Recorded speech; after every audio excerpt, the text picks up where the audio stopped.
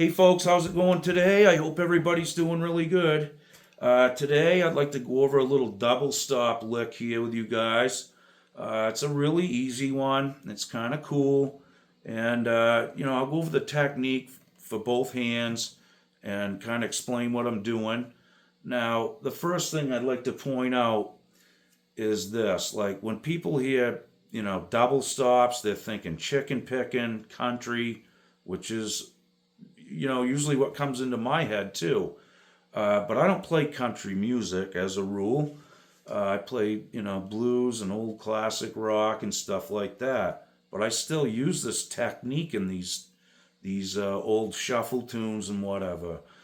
So anyway, I'm gonna play the lick. We're gonna do it in the key of A today, just because it's kind of easier to visualize it. It's in the middle of the guitar neck, and hopefully easier for you. Okay, so here's the lick, and I'll break it down and we'll get right to work. Here we go. Now that's really simple, but it's quite powerful. And that's just the beginning of something to unfold, okay? Because once I get that much of a lick together, I'll immediately start tagging some other stuff on that I know in the key of A, okay? This is how it works. You learn hundreds of thousands of all these little things that you learn. Then you got to just learn how to stitch them together and make them work together, okay? So anyway, this is what we have. Key of A, playing the B string in the 7th and the E string in the 8th. So that's what we got. What we're going to do is bend that up a semitone.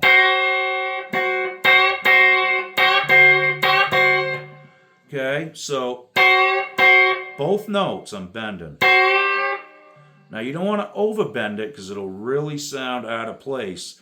It's already pretty dissonant and dark, so I'm plucking it once, bending it up, and then I'm plucking it again when it comes down. All right? And I know it sounds really dissonant and out there, but this goes by so fast that, it just adds enough contrast to the other parts of the lick that make it sound, kind of both sides of the fence here. So, anyways, here we go. So all I did there was I hit those two notes, B and the E string, bend them back down. Then we're going to go to this double stop. It's the B and E string again in the 5th fret. So this is what we're after. Really slow.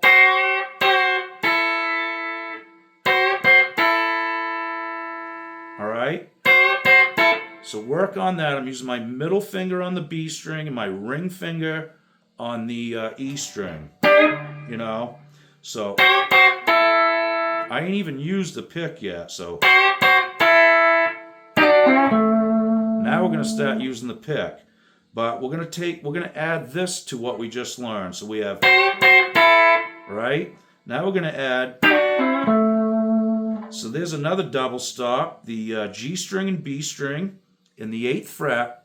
I'm gonna hit it, slide it down a half step, and then pull it off a whole step. So the G and B will be in the 5th fret. So, and then we're going to go to this D string in the 7th. So really slow. And I kind of bend that a little bit. Sometimes I don't, but again, this will go by so quick it doesn't matter what you do. It's not going to sound out of place. Okay, so really slow from the beginning. We have,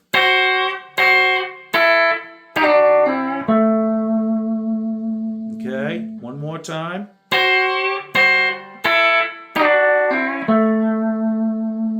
Okay, we're almost there. Here's the next part of it.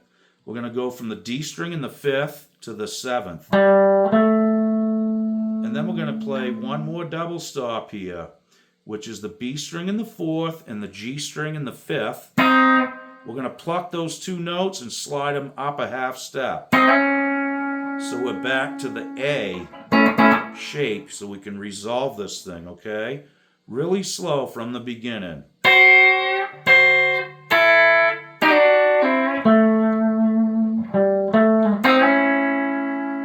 Now you could play 2 hits there if you want.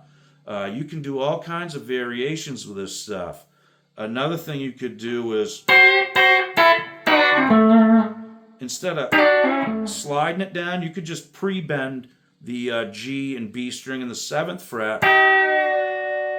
Let it, do a release bend. Play that double stop, and then go to the D. There's all kinds of little things you can do. You could add like on the end of it, That's just that kind of F-shaped A chord. Now I'm just starting with the D string and the G string. Using my pick and middle finger for these. Plucking them both. I'm just sliding that whole chord down a half step every time. So now I'm going to jump down to the G string and B string. Okay, so here we go from the beginning. Whoop. And then play that double stop with the B and E in the 5th fret.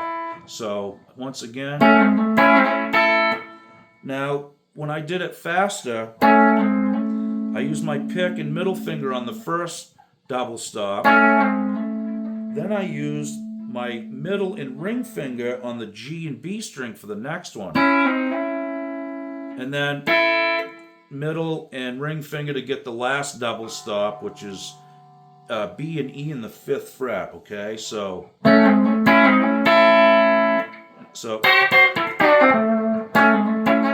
whoop.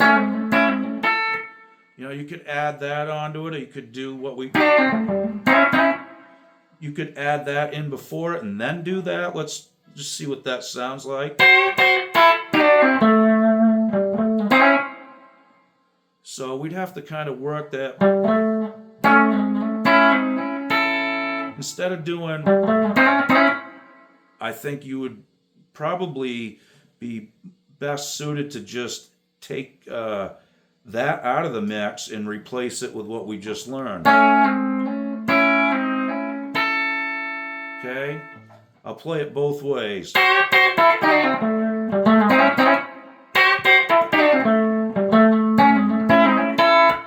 was a little slow on that one, but I was thinking too much.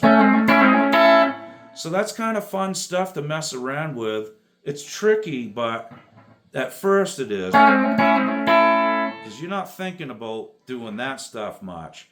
But if you kind of work at this stuff, it'll really improve both hands. Your left hand and your right hand, because you're using your fingers in kind of this hybrid system. Now that's how I've always played pretty much from day one, was using this kind of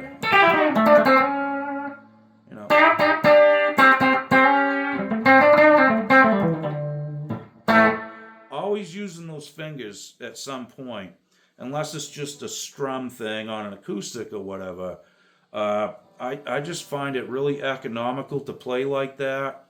Some days I will just use a pick only, just to get those chops worked back up too.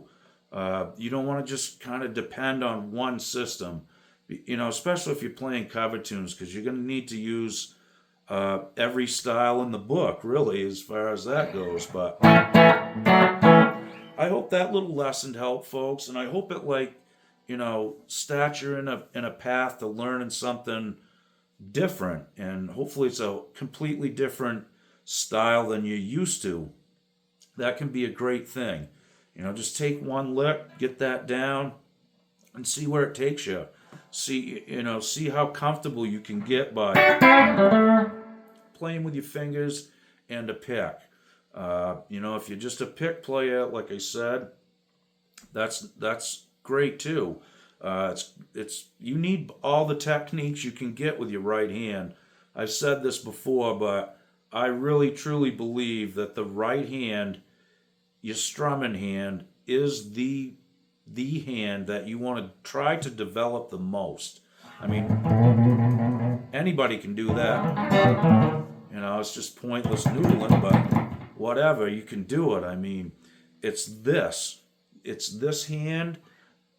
All the technique you can lock down with your strumming hand, I think, is probably the best advice I would give any guitar player at any level.